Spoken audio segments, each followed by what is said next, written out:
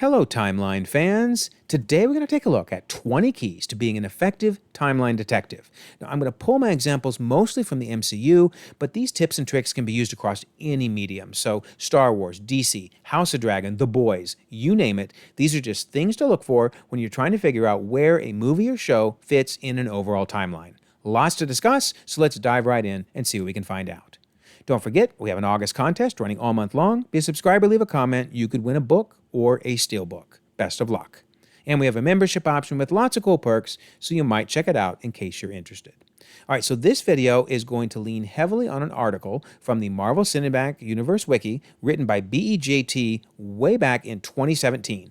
Basically, BEJT did a stacked ranked list of the most important things all the way down to the least important things to use when trying to determine where something fits in the timeline.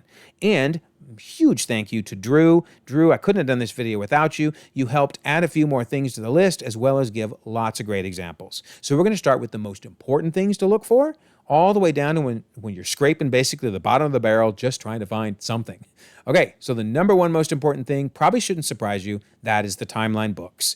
So Marvel's done one, Star Wars has done one. They're incredible. They start basically at the beginning of time and go all the way up to, well, when the books were published. So I have seen some people that still, don't regard these as canon. Hey, I respect any decision anybody wants to make, but I'm going to say at some point it kind of is like Don Quixote fighting windmills. You're just not going to win because Marvel and Star Wars have said this is canon. So I look at this as the number one thing, obviously, for placing in the timeline. The number two might get a few groans, but that would be the Disney Plus timeline. I love the timeline, but I know there's still some folks that aren't quite convinced that this is kind of the second most important thing in canon. But keep in mind, we have both a MCU and a Star Wars timeline order, but also Marvel, in a recent article talking about Daredevil Born Again, and suddenly, the Netflix show is becoming canon, gave some very good information here. So Brad Winterbaum was asked, some people have kind of seen it that Marvel changed their minds on those Netflix shows. So Brad said, well, it was spurred by the redevelopment of Daredevil Born Again, but then this is key. He said, so we were able to do it fairly quickly, and it's interesting that the service of Disney Plus actually became the statement just by rearranging those tiles. That's our medium to define canon now, which is wild to think about. So, okay, that's Marvel saying, this is canon, in lieu of the timeline book. And I'm sure Star Wars is taking the same approach with Lucasfilm. So why is this so important? Well, looking at the MCU timeline, for example, this is the only way we're going to know where the Netflix shows fit in the timeline because the timeline book came out before they declared them canon. Likewise, the timeline book only went up to 2025, Guardians of the Galaxy Holiday Special. So everything here afterwards, Quantumania all the way to the Marvels, we don't know where they fit in the timeline unless we go to Disney Plus. And the same is with Star Wars. There's things that came out, like The Acolyte, after the timeline book came out. So I'm telling you, the number two most important thing is the Disney Plus timeline. I know not everybody regards it as canon, but Marvel's saying it is. And again, I'm sure Star Wars is as well. All right, what about the number three? Now we're finally getting to things in the movies or shows. And obviously, on-screen text is very important. So this is from Guardians 2, where they told us the flashback was in 1988, and the present day is 26 years later, so 2014. And of course, in Endgame, they doubled down on that and said, okay, we'll just tell you, 2014. Because remember, they went back in time to the time of actually the first Guardians, but Guardians 1 and 2 are basically back to back. So on-screen text, very important. But it's not always right. We all remember 8 years later, right? Oh, my word. And in fact, when you're getting ripped by Miss Minutes herself, that's not good. I mean, it should have been 4 years, not 8. So, yeah, we can't trust everything, and that's kind of a point all the way down this list. You never know when something's going to end up being inaccurate. But this is at least the number three most reliable thing, on-screen text. All right, number four, character dialogue. So when a character tells you where something relates in the timeline, we should trust that next. So here's Vision saying it was 8 years since Iron Man 1, basically. And so Civil War, 8 years between Iron Man and Civil War. And then here, 8 months. So months is also important. This is Far From Home. Very helpful in placing it in relation to Endgame. So we have years, months, and now we even have week. So here's a case where Black Panther is telling us how close it is to Civil War, 1 week after Civil War ends. And we even have days being helpful. Here is Eternals, where we're learning it's only 7 days until the emergence. So this scene is 7 days before Tiamat's going to rise from the ocean. But since I've brought up Eternals and character dialogue, You can't not mention 5 years ago, right? I know that this really bugs a lot of people because it seemed like Eternals was right after the blip, 2023. But as it turned out, the timeline book told us something different, that it's really 6 years later. So I guess that means Ajax was rounding down because they're Eternals. They live forever anyway. So what's one more year? But regardless, it does show that, yes, even character dialogue we have to take with a grain of salt. Sometimes they're rounding up, they're rounding down, etc. Sometimes it's not even that specific. I mean, this was helpful in Endgame, but he says that's been S.H.I.E.L.D. property for over 70 years. So, that gives us a range, but doesn't give us a specific date. Also, Thor the Dark World was interesting. He said every 5,000 years, the worlds align perfectly. Now, you might say, oh my, 5,000 years, he might be rounding there, but this is a specific event every 5,000 years. So we actually can count on that being exactly 5,000 years. And then, of course, we get from Love and Thunder the infamous 8 years, 7 months, and 6 days. One of the most specific things we've ever gotten before. Then it's also important to keep in mind, sometimes it's not about years, months, days, etc. Sometimes they're referring to an event. And there's at least 2 events that it seems will always be reliable. Halloween and Christmas. Thanksgiving might kind of fall in there, but if they mention Halloween or Christmas, we know it's either October or it's December. So I'm bringing that up now because we're going to see that not every single event or festival can be relied upon. But Christmas, yeah. All right, so that was number 4. Number 5 is clearly visible props. This is from Deadpool and Wolverine. And yeah, I think we could argue that is a very visible prop, telling us a specific date in the timeline. Here's another example of a visible prop that was very important. This is from Avengers, letting us know May 4th is the day of the big New York attack. Of course, this is earlier in the movie, but this is the day of the big attack. So yeah, that's a big deal. Then we have this prop from the first Doctor Strange movie, which gives us a day, a date, a month, and a year. Oh my word. I mean, could we have this in every movie, please? Please? And I realize you could argue, is this really clearly visible? Well, they did zoom in on it, in the movie. So I really think they wanted you to see this. Another clearly visible prop from She-Hulk here, 8/16. That's very helpful. Now, this one is interesting because not only does it tell us the year, 2025, and also we see a 3/14/2025, knowing it has to be after March, because that's when this sanitation grade was given. But this is one of the few times in Phase 4 or Phase 5 we've seen an on-screen year. Because after the blip, of course, everything in the MCU moved forward several years. So I kind of think they don't like to put on-screen the years, but here they are, 2025, very visible. Love it. Now, this one's interesting. This is from Captain Marvel, and there's a calendar which tells us June and 1995. So they're being really specific. We're going to see that not every single time a calendar appears is it as reliable as this one. But this one is very, very reliable. Here's another prop relying on Halloween, because this is Halloween decorations from No Way Home. That's very helpful. And then this one is extremely helpful. In Into the Spider-Verse, they don't actually mention the word Christmas or even holiday anywhere in the movie, but they do show us this important prop, if you will, if we want to call it a prop. And the movie is definitely around Christmas time, but this is very, very important. But sometimes the props can be confusing. Homecoming, what a shock, right? Homecoming had the 8 years later.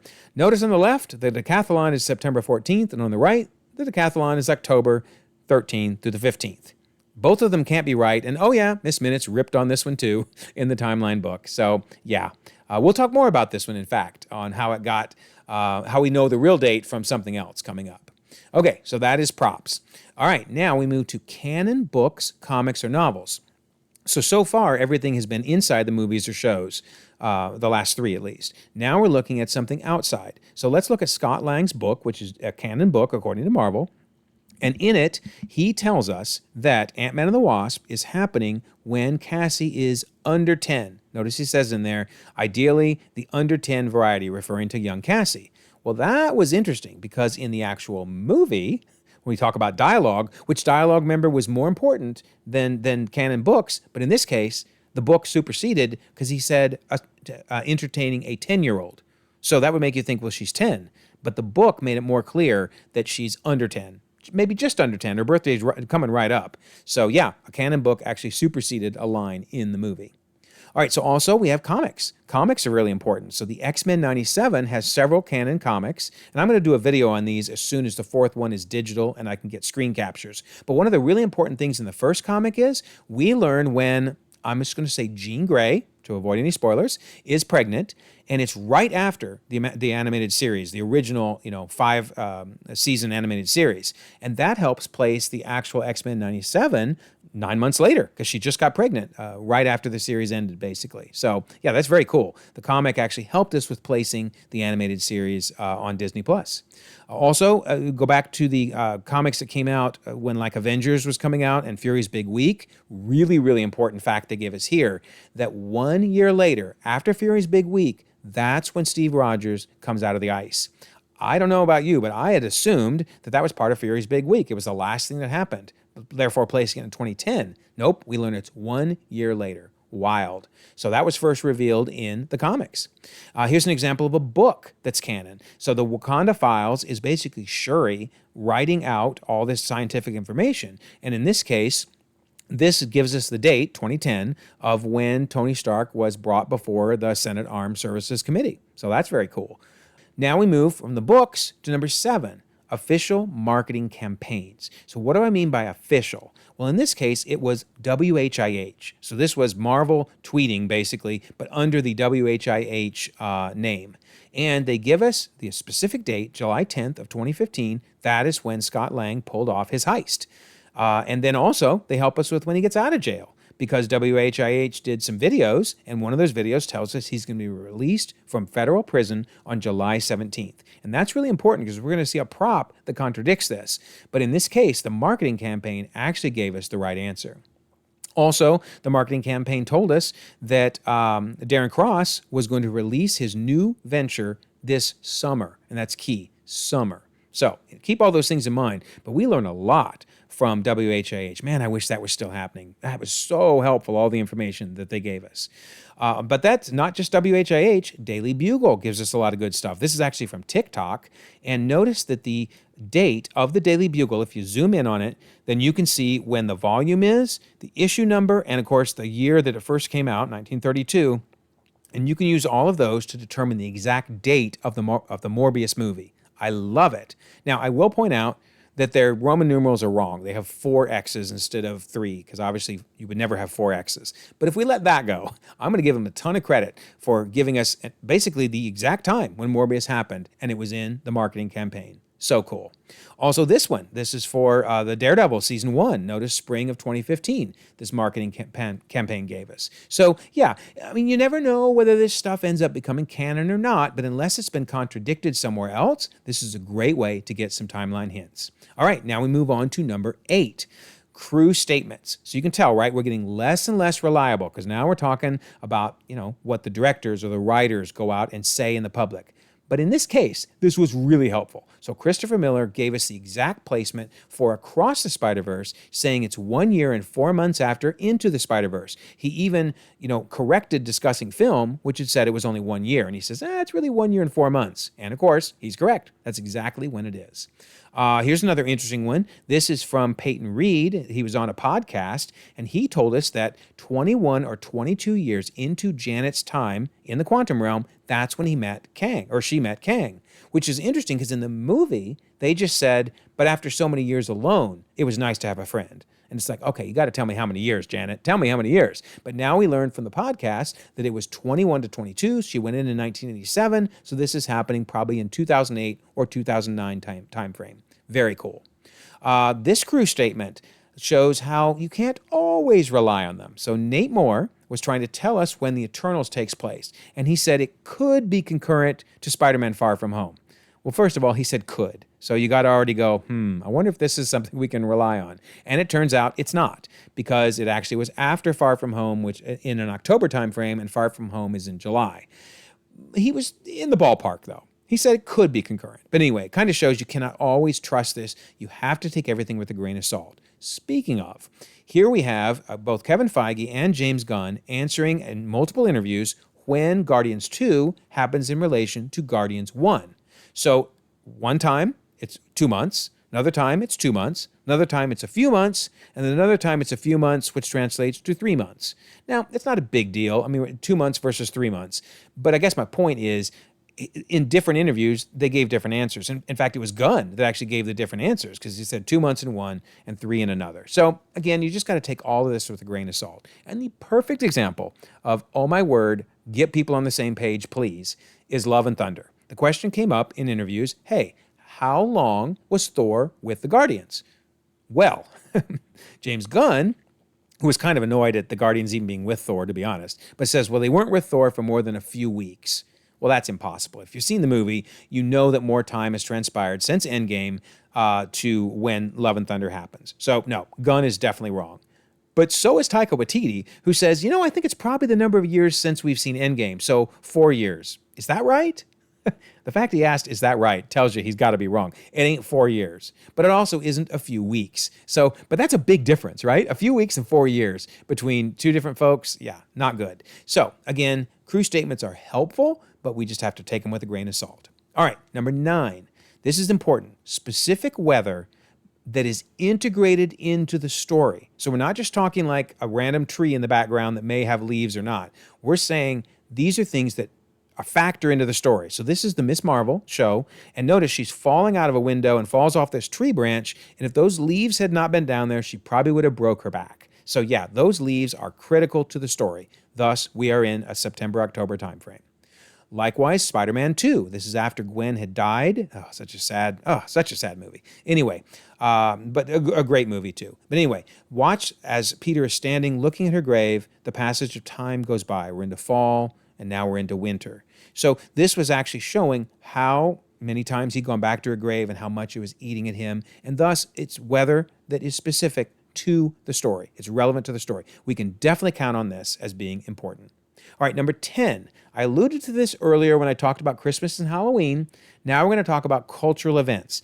Knock on wood, we should have been able to count on cultural events being very, very important. And in fact, for Shang-Chi, which is where this one's from, it is important. Notice they say it's during Qingming, and Qingming is end of March, very beginning of April. And sure enough, that's when this ultimately was placed in the timeline. Disney Plus had it wrong. It was one of the only things Disney Plus had gotten wrong and kept wrong for a long time. But when the timeline book came out, they moved it to March and April, and they updated Disney Plus.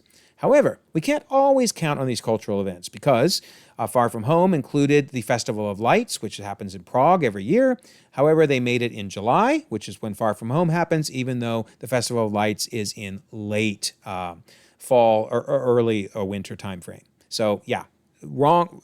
Good that they used the event, absolutely wrong timing. But even worse is the Miss Marvel show, which wanted to honor the Eid celebrations. It was wonderful to learn about them. However, in 2025, when the show takes place, they should have been in late March. Instead, the show takes place in September. So you might initially say, oh, that's Marvel, doesn't understand the Muslim culture. No, it wasn't Marvel's fault. It was the writers, and they basically admitted it. I mean, they wanted the show to be in the beginning of her school year, but they also wanted to include the Eid. So I'm glad they did, but the point is this led to lots of confusion, so you can't always trust these cultural events as a timeline indicator. Then you also get a Secret Invasion, which is on Unity Day, which is November. So theoretically, we know when this happens, but at this point, I'm beginning to wonder if the timeline has moved too far forward. We're going to have to wait till Agatha All Along hits the Disney Plus timeline, but I'm beginning to wonder if this is another cultural event that instead will not properly match in real life to in Marvel. So we'll see. All right, so now we move to number 11, mildly visible props. Remember before I said very visible, like highly visible. Now we're looking at things that are small, maybe up in a corner, and notice this is from the first Iron Man, which we do have an accurate date here, May of 2008, but not that easy to see, goes by pretty quickly if you're not paying attention. Here's another example. This is from Quantumania, very important date, July 24th. Hugely helpful in placing this movie in the timeline, but it's pretty small. We had real trouble seeing what it was until we finally got high-def versions of the movie on Disney Plus. Here's another example of a very small image, but this is from Hawkeye, telling us December of 2024, if there was any doubt, and we know when that is happening. And then here we have a license plate, and license plates can be very helpful, by the way, but this is a little hard to see, and you got to zoom in to get all of it. But notice it's telling us that the license plate expires in December of 2006. So that's a lot of helpful information, but a little hard to see. And then this is a good example of how sometimes these on-screen dates are when something was filmed and not necessarily supposed to be a timeline indicator. I say that because this is really clear, right? July 18th of 2006. However, they pan away from this monitor and they come back to it, and suddenly it's August 2nd of 2006. Trust me, we did not jump from July 18th to August 2nd during one scene. So yeah, sometimes it's the date something was filmed and not necessarily the date it is in the timeline. Or sometimes you just got to pick one of the two and go with it. Another really good example is Man of Steel. In Man of Steel, Lois is looking on her camera. You can see a date, a little hard to read, so mildly visible, but November of 2013, right? Well, if you go frame by frame as this scene is going on, you do get another shot, a very quick shot of a zoom in. Very easy to see, but it's 9 of 2013. So once again, 2 months did not go by during the time when she was taking these pictures. So you kind of have to pick which of the two to use. One of them's right, one of them's wrong. And, that's part of being a timeline detective to figure that out. All right, we're going to move to number 12. That's inspired comics, books, and novels. I'm saying inspired because they're things we don't know if they're canon. They could be. There's no reason to treat them like they're not, but they're not officially stamped as canon. And this one's really helpful because notice, we learn when Ben Parker died. We learn that it was 2 years ago today, so that means he died on April 19th of 2002. Wow, that is incredibly helpful information that was found inside the novel. All right, so then we have The Art of Black Panther. Now that's different than the Wakanda Files. That we know is canon because Shuri wrote it. This, I hope it's canon because this information is extremely helpful, but notice it tells us when the vibranium meteor collided with Earth. So is it canon, is it not? I don't know, but hey, we can still use the date until it gets overridden by something else that we know is canon. Likewise, talking about canon stuff, this is actually a TV show on Disney Plus, Empower, and in that TV show, they show us the history of Wakanda, and in particular, this is a really helpful date. It's the birth of Wakanda, 8000 BCE. So again, do we rely on that or not? For now we do until it gets contradicted. So that's number 12. Number 13 is potentially canon marketing campaigns. Why do I say potentially canon? Because we know that WHIH was canon, right? It was clear. That was Marvel tweeting it. This is probably canon, but this is the website when Iron Man 2 came out. Notice the Stark Expo 2010. We even get this date, May 7th of 2010. So, do we call it canon? Do we not? Don't know, but it's certainly helpful. So that's why I'm listing it as potentially canon. And another example is Days of Future Past. They gave us 25 moments in the history of the X-Men. Some of them are hilarious, like this one from 1977 with Quicksilver cheating and winning the Olympics. But can we trust every one of these? I mean, it goes from 1962 all the way up to 2018. Again, you use them until something else tells you don't use them. So I wish they would make it really clear when these marketing campaigns come out that they're going to make it canonized and official, but sometimes you just got to decide on your own. All right, number 14. Now we're moving into pop culture references.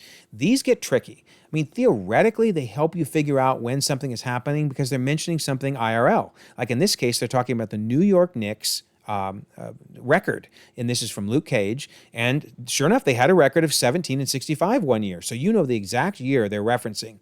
Okay, so does that match directly? Can we use this as a timeline thing? Well, maybe, maybe not, right? But for now, you use it again until something contradicts it. Another good example, Deadpool and Wolverine. So when Deadpool asks Colossus what he's been up to, he says, I've been watching the Great British Bake Off. Okay, so does that mean that this Deadpool and Wolverine can be positioned in the timeline based on when the Great British Bake Off is on TV? Could be, or it could just be a fun cultural reference to make people go, oh, that's funny. Colossus watches that show. Another good example, this is once again in Luke Cage, but they're talking about something showing up on The Six tonight. And that's referring to SC6. It was a Sports Center show that these two folks there were hosting on the far right. And the show was only on the air for a very short period of time. So it gives you a nice window where to place this episode. Assuming, of course, that that's what's meant to be a timeline indicator. And the reason I keep bringing this up of whether it was meant to or not, here's a classic example. So X-Men 2 references Bye Bye Bye, which of course then shows up again in Deadpool and Wolverine. I love that. But notice everybody's groaning because they don't like the song. Too funny. So what does this tell us? Well, for those that like to place the original trilogy in the mid-2000s, that works because Bye Bye Bye came out in the mid-2000s. However, if you remember in X-Men Origins Wolverine, that seemed to drag the dates back and retcon them earlier because there's only a 15-year difference between Origins Wolverine and X-Men original trilogy. However, then it doesn't work with Bye Bye Bye. So what do you do with this stuff, right? Well, that's why it's number 14 on the list, because pop culture references may or may not be something we can use. So in this case, that would mean Bye Bye Bye came out in the X-Men movies in the 90s, and not the same time it did IRL. All right, so we move to number 15. Very hard to see props, right? There, believe it or not, there is a date down there in that corner. You got to zoom way in, and it's still blurry, blurry, blurry. But it looks like it might be 4/30/2018. Which, by the way, is when Ant-Man and the Wasp, where this came from, is happening in the timeline. But oh man, that's painful. I don't know whether we were supposed to see this and use it as a timeline indicator, because that is really, really hard to see. Another example, and this one's not so much that it's hard to read. You can clearly read April 14th, and this is from Civil War with the infamous Tony Stanley, R.I.P. Stan, with his cameo. But it's only shown so quickly. You got to pause it and zoom in a bit to catch it. So that's why this is under hard to see. Another example of a hard to see prop, but oh, so important. Upper right-hand corner, right up here, this thing, when you zoom, this is from Miss Marvel, by the way, the Avenger Con. When you zoom in, wow, that is awesome. They're telling us that everybody vanished in Infinity War, spring of 2018, and they returned October of 2023. That's the first time that they canonized these dates. Of course, the timeline book then further made it official, but this was awesome to see. Then here's an example of a prop that is misleading. So not only is it blurry, but it goes by pretty quickly. But notice it's October, and this is from the first Ant-Man movie. But we know from the WHIH that he gets out of jail in July, and that it's in summer that Darren Cross releases all his big information in his, about the shrinking technology. So yeah, this just happens to be when the movie was filmed and is not meant to be an indicator of the timeline. All right, so now we move to deleted scenes. This one's tough because they're not canon officially, but unofficially they are. So they're not part of the movie, but they give us information. So let's look at Captain Marvel. So in this deleted scene, Jan Rog asks, how long has the Kree Skrull War been going on? And the recruits answer, thousands of years. So that means we at least know the Kree Skrull War has been going on for at least 2,000 years. That's very helpful information, but it's only in a deleted scene. Here's an example of a date in a deleted scene. This is from Wakanda Forever, and if you zoom in, you can clearly read that that is May 7th of 2025. In fact, you can even see it in the original, but clearly see it in the zoom. Well, man, that is a specific date, but unfortunately, it's not in the movie. So do you rely on it? Well, you got, maybe until something else contradicts it, right? That's kind of the philosophy. And then here, this information, man, I wish this would have been in Black Widow, because she basically tells us it was 8 years ago when the Budapest incident happened. You know, when she met up with Hawkeye, obviously, and defected from the Black Widow program. But that's not in the movie. So can we rely on 8 years? Yeah, until something else contradicts it. Yes, we can. And then this is wild. So Wakanda Forever, this isn't a deleted scene per se. It's the script and something that didn't show up in the movie, so it's kind of like a deleted scene. But anyway, in the script, they tell us that young Namor exits from the water in 1631. So we have the answer. It just didn't show up in the movie. So again, we use it till something contradicts it. All right, number 17. Now, these are props that weren't shown. So we just talked about deleted scenes that weren't in the movie. Now we're down to props that were created but didn't make it in. So this one, the one on the far right, if you zoom in, we get the exact number of years between when Steve went on the ice to when he was unfrozen, 66 years. So he went on the ice in 1945, plus 66 is 2011. And remember, we talked earlier that it seemed like that was during Fury's Big Week. It's actually a year after Fury's Big Week. But yeah, that's a really helpful prop. Wish it would have been in the actual show. Then here's another prop. This is from Homecoming. Spider-Man Homecoming. Notice we know the exact date of the Homecoming dance, September 23rd. And by the way, I alluded to this earlier, but that's how we know this decathlon prop is wrong. There's no way that the decathlon is after the Homecoming dance, because we know the Homecoming dance is, near the end of the movie. So this one was wrong, and the other decathlon date was right. Crazy. So literally, a prop that wasn't shown is more accurate than a prop that was shown. Yikes. All right, so then here's some more examples of great stuff that are in the props. Like we have Peggy's funeral, so we know when she was born and when she died, so that's when we know Civil War. And then we get, boy, lots of things on here. Tony's birthday in the upper right-hand corner, and we also get underemployment when Pepper took over Stark Industries. So yeah, tons of good information not shown. And then this one's just fun. This is from Hellstrom. And this prop, I've zoomed it way in here, but notice it gives us the date of a pill bottle that one of the characters had. You never could see it in the show, but you can find it online and for sale. And so we know that the show has to be prior to March of 2021. So some of these dates are really important, but they never showed up. So can we rely on them until something contradicts them? Yes, we can. All right, so this one gets interesting. Alignment to calendars and moon phases.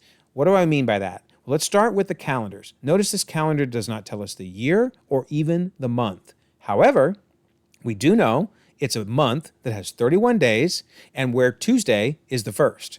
So that actually can get this down to just a few months and can really help you place it in the timeline. But man, you're kind of going out on a limb here, right? Because they didn't tell us anything about the calendar other than, where the days were aligned on it. So can you trust that? Yeah, it's better than nothing, right? Here's another example. The reason that I put New Mutants in 2017 instead of where a lot of people put it in 2020 is this calendar. This one is clear. It's February, it's a non-leap year, and Wednesday is the first. There are not many times when February has only 28 days and the first is a Wednesday. And that does fall in 2017. But can we trust it? Who knows? And then very infamously, the Moon Knight show was theorized to be using these phases of the moon to align to an IRL time frame where the phases were the exact same alignment. That placed it in, I believe it was June of 2024. Well, it turns out it's actually in April of 2025. So these moon phases don't apply. But notice Mohammed Diab there on the right was saying, hey, we had a year, we had a date. I'm just not going to say what it is because it doesn't matter anymore. So you kind of feel bad for the guy because I'm betting he was trying to align these moon phases, but it's just not where it ended up in the timeline. So even he's saying, don't worry about it. Then number 19, weather clues not tied to the plot. So that means there's something about the weather that might give us an indicator, but it could just be it was cold that day when they were filming. So here's a bunch of people from Love and Thunder. Does this tell us when it is in the year? Maybe, maybe not. Again, it's not tied to the plot. So it just could be random that they're wearing coats. Then here's another example. This is from the Marvels. Notice outside the door, we see a very green tree. So this has got to be late spring or summertime. And then here we see a ton of green trees, and there's literally a dude on the right in a short sleeve shirt having a picnic. So you would say, oh, this has got to be summertime, right? But based upon where the Marvels is placed after Secret Invasion, and remember Secret Invasion I said was in November because of Unity Day, that means this is in November. That does not look like November. So something's got to give. Either Secret Invasion is not really in November, or these trees were just when it was filmed, but are not meant to be a timeline indicator. So you just have to be careful with trees. They may or may not tell you when things fit in the timeline. All right, so now we're down to number 20. So we are down to just scraping the bottom of the barrel. But if there's no other way to figure out when something fits in the timeline, look at the actors' ages. So this is from the Elektra movie. This is when Elektra was a little girl and found her mother had been killed. So how do you place this? Well, you look at the age of the actress playing young Elektra. You look at the age of Jennifer Garner in when the movie was filmed, and you take the difference between those two, and you can figure out, best guess, right, at when this was happening in the timeline. It's not perfect, I realize that, but it's, again, if you have nothing else, hey, it's better than just saying we don't know. So even taking a step further, I love this one. So in this case, this is from Falcon and the Winter Soldier. It's a flashback when Winter Soldier was killing the dude on the right, but caught up in the fray is RJ Nakajima. And so how do we figure out when this flashback was happening? Well, what the wiki did is they said, let's start by taking the actor's age playing the father. Then we take the actor's age playing the son. And since they're not the same actor, you can't just take the difference between them. Instead, they then looked at the average age when people in Japan have children and then used that to figure out the difference between the two. Oh my goodness. I love it. I love it. Obviously, that's, it's 7 degrees of Kevin Bacon. But again, if you have nothing else, we're way down to number 20. So yeah, it works. It can be used. And then, hey, who said every actor has to be a human, right? In this case, Rocket. So what the wiki did here is looked at the lifespan of a raccoon and used that lifespan to figure out each of the life stages of Rocket. This was tweeted out, by the way, by James Gunn, showing us all the different flashbacks and how old at least Rocket was in each flashback. So you can use that plus the average age of a raccoon to try to come up with the dates for these flashbacks. I love it. Again, we're scraping the bottom of the barrel, but still, it's a methodical way of doing it. I love it. And then worst case, I'm throwing out number 21. It's kind of an extra, a bonus. Date of the release. If there's just nothing else to go off of, date of the release. Case in point, The Wolverine. Released in 2013, there is nothing, I'm guaranteeing you, nothing in this movie that gives us any indication of the year when it happens in the timeline. Okay, so we will go with 2013.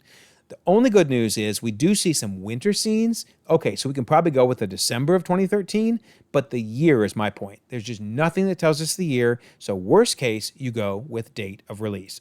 That's almost not even a timeline indicator. That's just a guess at this point, but still, better than nothing.